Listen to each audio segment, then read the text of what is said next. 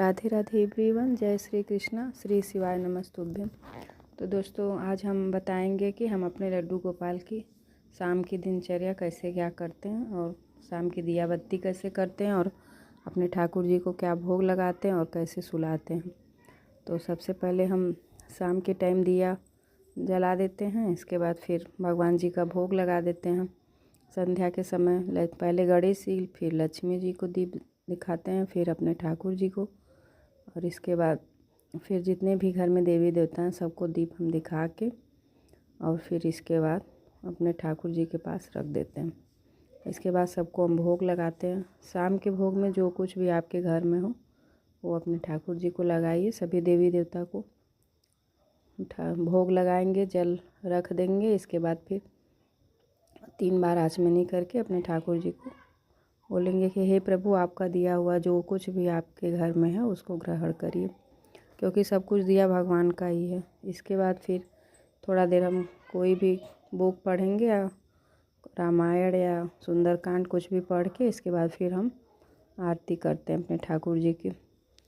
तो आरती ओम जय जगदीश हरे वाला पूरा आरती करते हैं। इसके बाद फिर सब घर में जितने भी देवी देवता हैं सबके आगे आरती दिखा लेते हैं। संध्या के समय वही 5:30 से 5:45 के बीच शाम का दीप जलाते हैं। इसके बाद जितना टाइम हो इसके बाद फिर हम अपने ठाकुर जी को भोग लगाते हैं, भोग की तैयारी करते हैं। तो शाम के टाइम मीठा में कुछ हलवा, दूध कुछ भी बना के लगाते हैं। तो आज हम अपने ठाकुर जी को सारे जितने मेवे होते हैं, लावा जिसको मखाना बोलते हैं, अखरोट, बादाम, काजू, ये सारा चीज़ मिक्सी में पीस के उसको दूध में अच्छे से खौला के अपने ठाकुर जी को हम, ठंड का टाइम है तो ये सब जैसे जो चीज़ हम खाएं वो अपने ठाकुर जी के लिए भी बनाएं।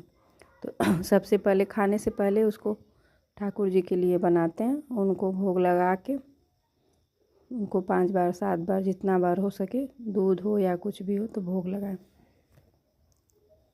भोग लगाने के बाद फिर घंटी बजा के अपने ठाकुर जी को भोग लगाएं।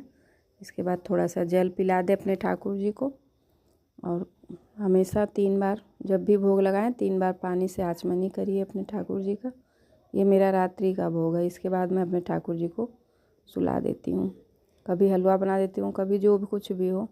दिन में एक टाइम खाना, फिर रात्रि के टाइम दूध ही अक्सर देती हूँ, या कभी रहता है कुछ बना घर में अगर साफ़ सुथरा तो उसका भोग लगा देती हूँ।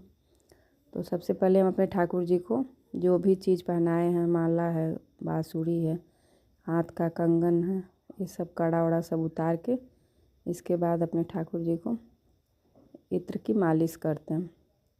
तो सबसे पहले हम उनको कोई भी कपड़ा बिछा के, सॉफ्ट कपड़ा बिछाएं और अपने ठाकुर जी को उस पर बिठा के या सुला के, फिर जैसे छोटे बच्चे लोग की मालिश होती है तेल से, और हम अपने ठाकुर जी का इत्र से करेंगे, लड्डू गोपाल का। और इसके बाद इत्र से सारे शरीर में उनकी अच्छे से मालिश करेंगे धीरे धीरे।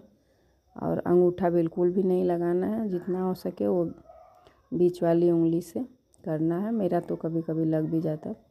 इसके बाद जो वस्त्र जो भारी रहता है उसको निकाल देते हैं, एकदम सॉफ्ट कपड़े का पहना के अपने ठाकुर जी को सुलाते हैं। तो मैंने वो वाला ऊनी वाला ड्रेस निकाल के और ये वाला ड्रेस काटन वाला अपने ठाकुर जी को पहना के, इसके बाद धीरे धीरे हाथ से उनको सहलाते हुए हम अपने ठाकुर जी को सुलाएंगे।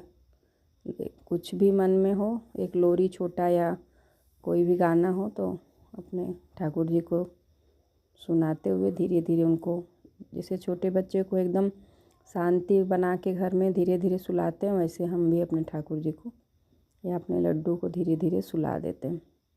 इसके बाद ठंड का टाइम हो तो कंबल या रजाई उड़ाएंगे, यदि गर्मी का है तो पतला सा चादर। तो मैं ठंड का दिखा रही हूँ आप लोगों को, तो मैं ये कंबल उड़ा के अपने ठाकुर जी को सुला दूँगी। इसके बाद रात्रि के लिए उनको उनके छोटे से मैं एक टिफ़िन निकाली हूँ, उसमें कुछ भी रख देती हूँ, काजू बादाम, गुड़ थोड़ा सा रख देती हूँ और नीचे पानी रख दी हूँ। तो इस तरह मैं रात्रि का अपने ठाकुर जी की सेवा करती हूँ। तो आप लोग कैसे करते हैं ज़रूर बताइएगा। यदि कुछ गलती हुआ हो तो उसको भी बताइएगा। मैं तो शाम के टाइम ऐसे ही पूजा करती हूँ। यदि कुछ छूटा हो तो आप लोग